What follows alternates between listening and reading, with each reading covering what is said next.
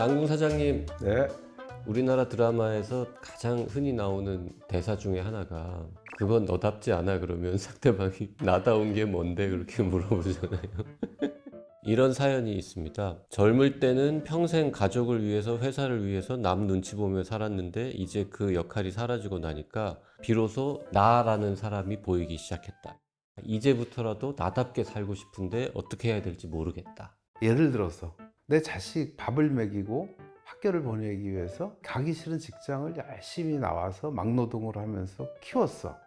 난 혼자 바닥 산속에서 나물 먹고 물 마시면서 살고 싶었는데 그럼 그건 나답게 못 산 건가? 그거 잘 모르겠어요. 그래서 그게 나답게 산다는 게 두 가지인데, 하나는 남을 위해 살겠지 않겠다는 뜻하고 내 본능대로 살겠다는 뜻으로 비춰져서, 내 본능대로 살겠다 그러면 그거는 좀 부정적인 뜻으로 나는 들리거든요. 그러니까 예를 들어서 내가 결혼을 했고 와이프도 있고 애가 있어. 근데 나는 여러 여자 만나고 싶어. 그래서 나답게 사는 게 과연 잘하는 건가? 그러니까 어떤 게 나답게 사는 건지. 그럼 나답게 사는 게 남의 불편에 신경을 안 쓰고 사는 거라는 뜻으로 들려서 굉장히 부정적인 생각이 들거든요. 근데 그게 아니고 내가 산 거는 결국은 내가 원해서 산 거 아니겠어요, 대부분이? 내가 자식을 벌어먹이기 위해서 막노동을 했어도 그거가 자식 밥 먹는 즐거움을 위해서 내가 한 거고, 아니 물론 그 사람이 자식이 밥 먹는 즐거움을 위해서 딴 사람보다 고생을 훨씬 많이 했다, 인정. 그거는 인정을 하지만 그거는 나답지 않게 산 거다라는 것에 대해서는 의문.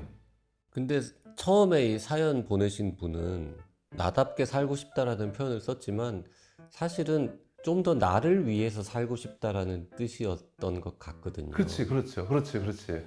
집에서 늦게까지 낮잠을 자고 싶어요. 그게 나의 바람이야. 근데 내가 애기 우유를 사기 위해서 아침에 일찍 일어나 나가서 노동을 해서 우유를 사와서 애기를 먹었어. 그랬더니 애기가 방실방실 웃어.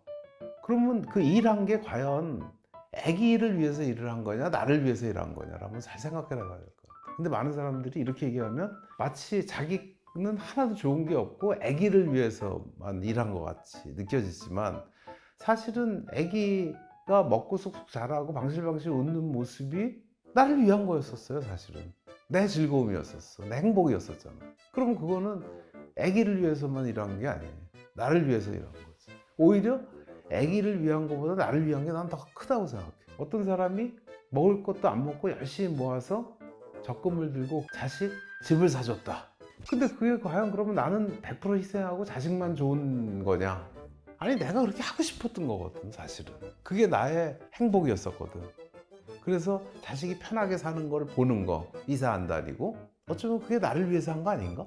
근데 물론 그거를 받은 자식이 나를 막 구박을 해. 그러면 나를 위해서 했고 괜히 남 위해서 살았구나, 이렇게는 나오겠지만 처음에 시작할 때는 그게 아니었을 거예요. 그거 나 위한 거지. 맛있는 게 있는데 내 사랑하는 사람을 위해서 내가 더 먹고 싶은데 안 먹었어. 그랬더니 걔가 그거를 막 먹고 너무 맛있다고 그래. 그럼 걔를 위해서 한 거냐, 나를 위해서 한 거냐? 그거는 생각을 해봐야 될 것 같아. 물론 이제 우리 윗세대나 지금도 할 수 없어서 억지로 힘들게 사시는 분들도 있겠지. 그런 분들은 그렇지만 보통 이런 말을 하는 대부분의 사람들은 꼭 그런 건 아니다라는 거지. 근데 자기가 자기를 그렇게 생각을 하면 오히려 많이 편해져요. 아들을 위해서만 한 거 아니야? 내가 좋아서 했던 게 더 커. 그러면 내가 실망감, 배신감 이런 게 훨씬 줄어들잖아요. 분노 이런 것들이. 그래서 그게 마음 트레이닝인 것 같아, 제가 볼 때는. 근데 보통 뭐 전업주부로 평생 사신 어르신 이런 분들이 한 70 넘어가지고 평생 가족들만 돌보고 사느라고 너무 인생이 허무하다. 이제부터라도 내가 하고 싶은 일을 하겠다. 근데 뭘 해야 될지 모르겠다. 그래서 우울하다. 이렇게 오시는 분이 있을 거 아니에요. 그렇죠. 아니, 그건 오히려 내가 옛날에 억울하게 살았는데 지금 뭐를 해야 되는데 할 여건이 안 된다서 억울하게 오는 보다는 그 계속하는 일이 없어져서 우울해서 오는 사람이 더 많아요. 역할이 없어져서. 내가 지난 50년을 많이 자세히 관찰해 보니까 난 너무 억울하게 살았어. 남을 위해서, 가족들만 위해서 살았어. 그래서 너무 억울해. 그러니까 분통이 터져서 우울하다, 이런 건 아니고 내가 기대했던 어떤 보답이 없을 때 억울하다는 생각을 하는 거지. 그러니까 그런 사람들한테 그냥 그렇게 자식 키우고 애들한테 잘해주고 남편 밥 해주고 했던 게 그냥 훌륭합니다. 꼭 그래서 뭐를 잘해주고 자식이 잘해주고 그런 거 아니더라도. 그러니까 그걸 갖고 그렇게 억울해하지 마십시오가 맞는 답인 것 같다라는 얘기지. 내가 피디님 밥 한 끼 사줬는데 맛있게 먹는 걸 보고 끝 하는 사람하고 내가 밥을 이만큼 샀으면은 만날 때마다 1년은 감사하다고 해야지 하는 사람하고 어떤 사람이 행복하겠냐. 그래서 그런 사람한테 내가 뭐라고 어드바이스를 하냐면 밥 사주지 마세요. 괜히 밥 사주고 왜 괴로워하세요? 근데 사실 젊었을 때 가족을 위해서 사는 거는 좀 냉정하게 얘기하면 디폴트지. 건강한 사람으로서의. 그리고 그거를 통해서 자기가 이미 많은 걸 받았어요. 많이 받았다고 사실은. 근데 그건 하나도 안 받은 것 같고 희생만 한 것 같고 이런 생각을 하면 내가 불행해진다니까. 그런 생각이 많을수록, 생색이 많을수록. 당신 그동안 열심히 살아왔는데 그게 가족을 위해서, 회사를 위해서 산 게 꼭 당신이 억울하게 산 건 아닙니다.